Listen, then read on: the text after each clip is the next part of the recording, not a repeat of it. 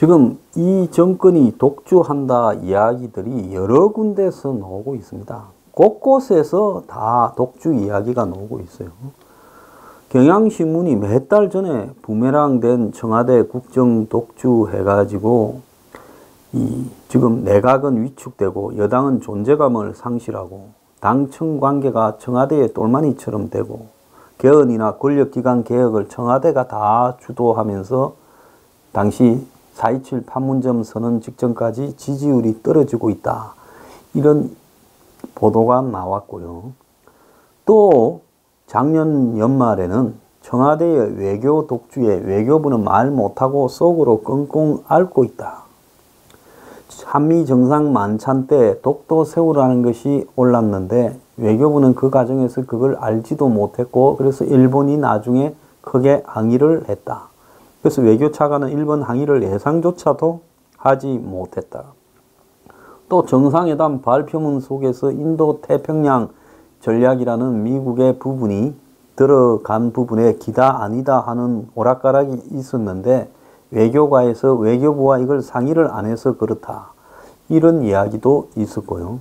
또 지난 4월에는 내각은 없고 청와대 대통령만 있다라는 김형준 교수의 현 정권의 독주에 대한 위험수위적 질타가 있었습니다. 자, 그래서 김형준 교수가 뭐라 했는가 하면 문재인 정권이 정책의 최우선 항목을 정하는 데 있어 치열함이 없고 정책 우선순위 없이 중구난방이다 보니 아무런 업적도 성취한 업적도 없이 토크, 즉 토크만 이렇게 무수한 나토 정권이 되고 있다. No achievement, talk only라고 이렇게 표시하기도 했습니다. 또 요 근래 이 한 언론 사설에는 청와대가 독주하면 개각을 한들 뭐가 달라지겠냐라고 이야기를 하면서 7월 개각설이 청와대에서 유포되고 있는데 도지사 된 농림축산식품부 장관 자리하고 한 두세 자리를 채우는 소폭 개각이 논의되고 있는데 그런데 이 뭐 개각을 한다면 일자리 내각으로 짜야 된다 어쩐다 하지만은 국정 운영 방식이 근본적으로 청와대 독주가 바뀌지 않는다라는 상황에서 이 청와대가 이런 개각을 해본들 무슨 필요가 있겠냐. 지금 청와대에 일하는 사람이 500명이 넘어가고 있다. 이렇게 지금 이야기가 나오고 있죠. 그래서 청와대 비서실이 비대해져 가지고 지금 청와대 비서실이 거대 조직이 되어가고 있는데 이게 단지 인원의 문제를 넘어서서 한마디로 얼마 전에 국민연금의 기금운용본부장 논란처럼 모든 것을 청와대가 다 결정하고 밑에서는 청와대만 쳐다보고 정권 내부에서도 손이 안 맞고 청와대 안에서도 손이 안 맞은 문제는 결국 더 센 놈이 번복을 하더라. 지금 이런 이야기까지 나오고 있습니다. 그래서 청와대 비서실 만능론이 일면서 모든 정책, 모든 적폐청산, 모든 개헌과 국회 대응 이런 모든 부분에 대북관계에서 모든 부분까지 전부 청와대가 다 하고 있다는 겁니다. 그러면 장관이라는 것은 그야말로 청와대의 액세서리밖에 안 된다라는데 그게 무슨 의미가 있겠냐라는 겁니다. 자, 최저임금이나 소득주도 성장론이나 주 52시간 같은 문제에 있어서 김기식 낙마에 있어서도 전부 청와대가 결정을 다 해서 넘어가는 겁니다. 청와대만 넘어가고 나면 당은 아무런 역할도 못해요. 민주당 중진 의원이 오죽하면 청와대에서 헌법 개정도 남북 관계도 다 하고 소방행정체제 개편도 청와대에서 한다. 인수위원회를 꾸리지 못해 대통령 비서실에 의존할 수밖에 없는 형태로 정부가 출범했고 지금도 그게 안 바뀌고 당은 보이지 않고 있고 당청 관계가 정립이 못 되고 있다. 그래서 민주당에 지금 당 대표를 뽑아야 되는데 지금 전해철이, 삼철이라는 전해철은 출마하지 않고 이해찬이 나오느냐. 이해찬이 청와대를 업었으면 상황이 끝난 거고 이해찬이 청와대를 업은 게 아니라 청와대가 이해찬에 대해서 어떻게 지금 할지 판단하는 사이에 이해찬이 나간다고 굳히고 있는 거냐, 뭐 이런 이야기까지 난무하고 있습니다. 결국은 청와대예요. 그래서 문민 정권에서 청와대 문재인 정권이 군사 정권보다 더 심하게 독주를 하고 있고 독재를 하고 있어요. 그래서 이렇게 하는 부분이 직접 민주주의, 촛불 정신이라고 갖다 둘러대는데, 그런데 이들이 정말로 하고 있는 행태를 보면 그건 핑계에 불과하고, 이들 스스로가 그야말로 이 내각이나 각자 맡은 상권 분립, 여당 등에 대해서 어떤 형태로도 권력을 부스러기를 남겨주지 않으려고 하니까 벌어지는 문제라 보입니다. 보잘것없는 자리조차도 청와대가 다 정하고 있어요. 그래서 최근에 이 일고 있는 사부에서 이야기를 했지만은 기부사의 계엄령 문건의 초법적 처리나 그 다음에 송영무 수사지휘권 배제 이런 것도 그야말로 초법적이고 위법적인 행태로 지금 판을 벌이고 있는 겁니다. 지금 기무사 문건에 이런 말도 있어요. 13속짜리 문건에 8-1쪽에 국민 대다수가 과거 계엄에 부정적인 인식을 갖고 있어 계엄 시행을 신중히 판단해야 한다라는 내용까지도 있다는 겁니다. 그래서 당시 한민구 장관이나 조현천 기무사령관이 계엄령을 해서 뒤집으려고 했던 것도 아니고 내란을 일으키려고 한 것도 전혀 없는데, 이 문서를 가지고 이석기한테도 적용 못했던 내란 업무 혐의로 처벌을 해요. 이석기도 내란 업무죄가 적용이 안 됐어요. 웃기는 소리를 하고 자빠진 겁니다. 자, 청와대가요, 한마디로 법치를 지가 주무를 수 있는 고무줄처럼 생각을 해서 어떨 때는 법치를 당겼다가 어떨 때는 낮췄다가 이러면서 장난을 치고 있어요. 그렇지만 이런 의사결정의 후폭풍은 나중에 엄청나게 커질 겁니다. 자, 이러면서 이제 군을 개떡으로 만들어 버리는 상황을 지금 연출하고 있는데요. 지금 청와대의 이런 독주가 조만간에 이 제동이 안 걸리면 문 정권은 아마 박근혜 정권이 그랬듯이 이제는 장관들조차도 다 발을 뺄 겁니다. 그러면서 청와대 소수만 남았어요. 결국 모든 것을 저거가 시키고 북치고 장구치고 다 하다가 나중에 보니까 밑에 쫄병들이 하나도 없이 다 도망가 버렸네 하는 상황이 벌어질 겁니다. 박근혜 정권 한번 보세요. 권력을 손에 쥐고도 나중에 권력이 다 새버렸지 않습니까? 문 정권이 지금 그렇게 가고 있어요. 미워하면서 박바 문바가 정확하게 닮아가고 있는 지금 현상을 보이고 있어요. 자, 소득주도 성장을 조정하냐 해서 기재부가 혁신성장회의만 하루에 3번을 하는데 이 해봤자 무슨 소용이 있냐는 겁니다. 소용없어요. 해봤자 최저임금이고 주 52시간이고 저 하고 싶은 대로 다 하는 놈의 정권 아닙니까? 문희상 의원이 국회의장이 됐습니다. 그 밑에 이제 유인태 씨, 그래도 여권의 가장 합리적인 유인태 씨가 국회 사무총장이 되었어요. 그래서 이제 이 콤비가 됐다고 화제인데, 여당에서 그나마 말을 상식적으로 조금 하는 사람들이 한 자리를 국회직에 꿰찼다 이런 내용입니다.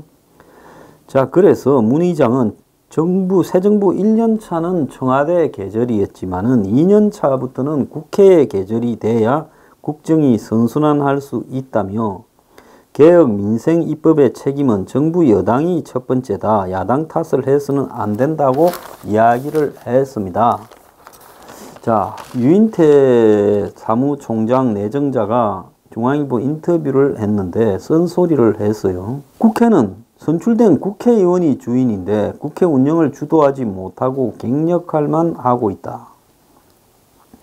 자, 문희상 유인태를 청와대와 균형을 맞춰줄 인물이라고 하지만은 유인태 내정자는 이 꼬리를 살짝 낮췄습니다. 조용히 뒤에서 살림을 살겠다.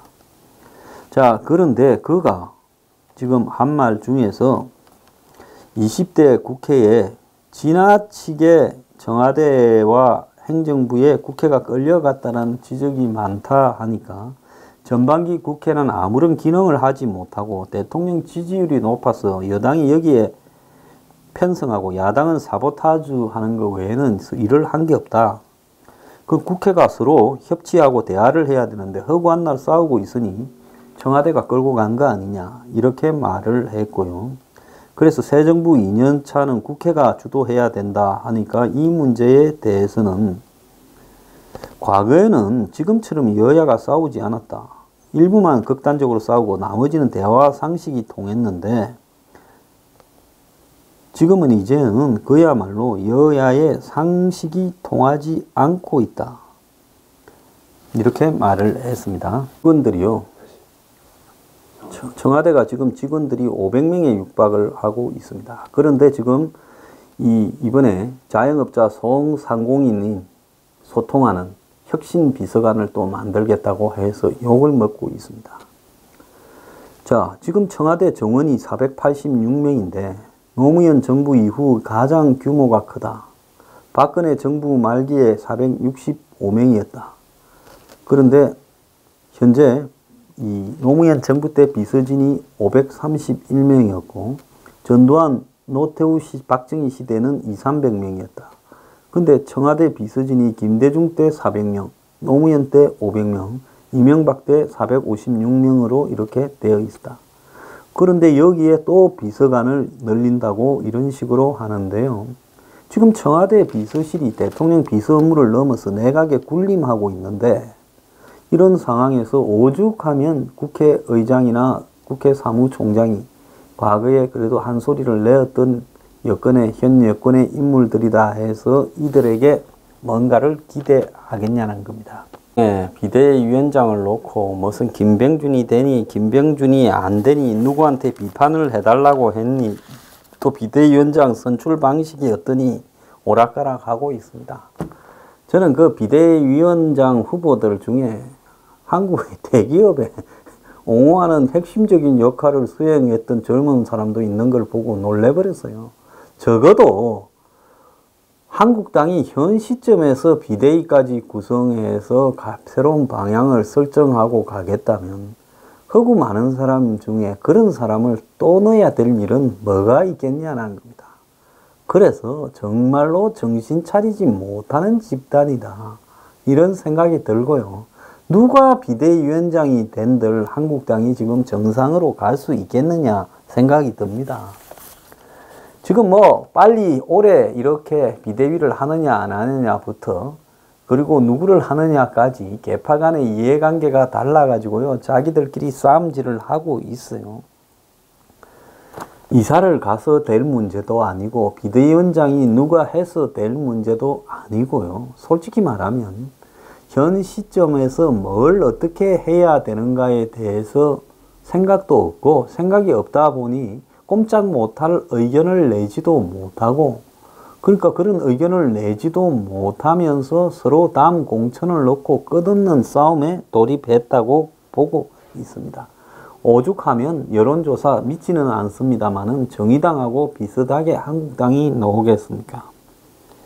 자, 이제 이 정도 됐다고 하면 제가 볼 때는 싸우지 말고 흩어지기를 정말로 이렇게 부탁을 합니다. 당을 해산을 해요. 왜?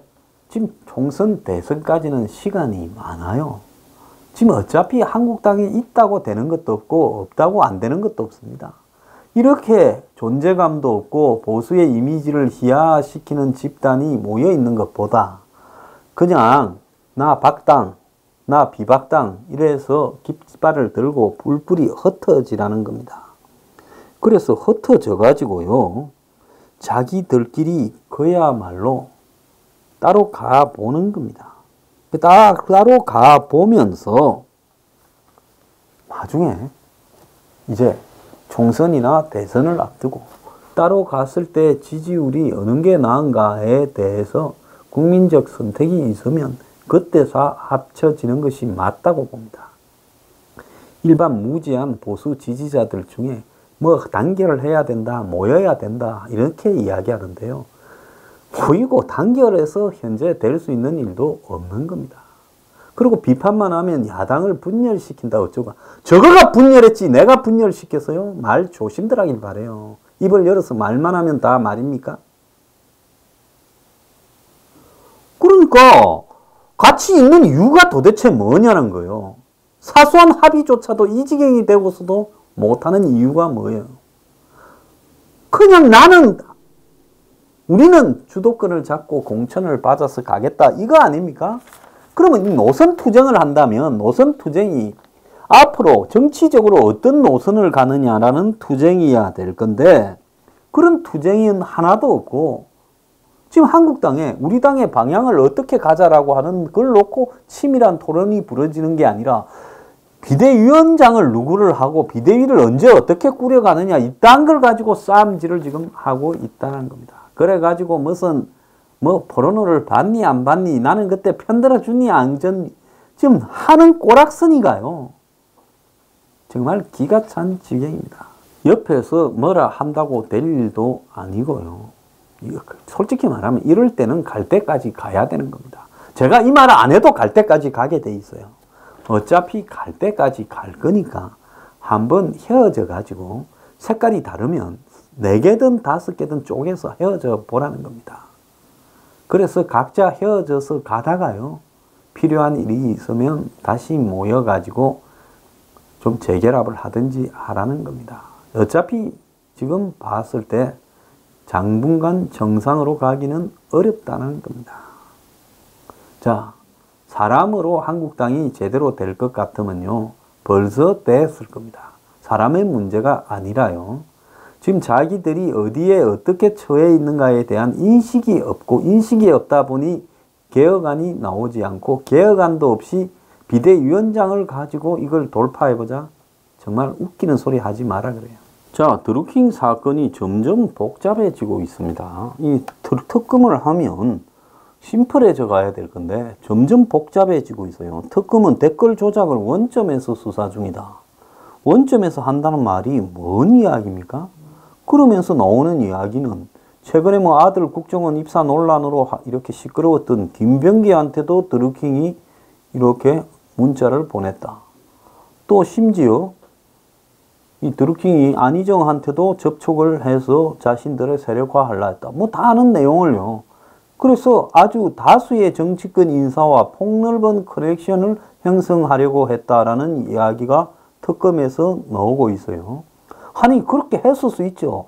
저렇게 사람을 1000명이나 모으고 돈을 몇 억씩 쓰면서 하는 조직이 몇백 명씩 오프라인에 동원하고 수십 명씩 댓글 조작에 킹크랩이라는 서버까지 설치해서 하는 그런 첨단을 달리는 정치 집단이 브로커 집단이 그걸 얼마든지 할 수 있지요.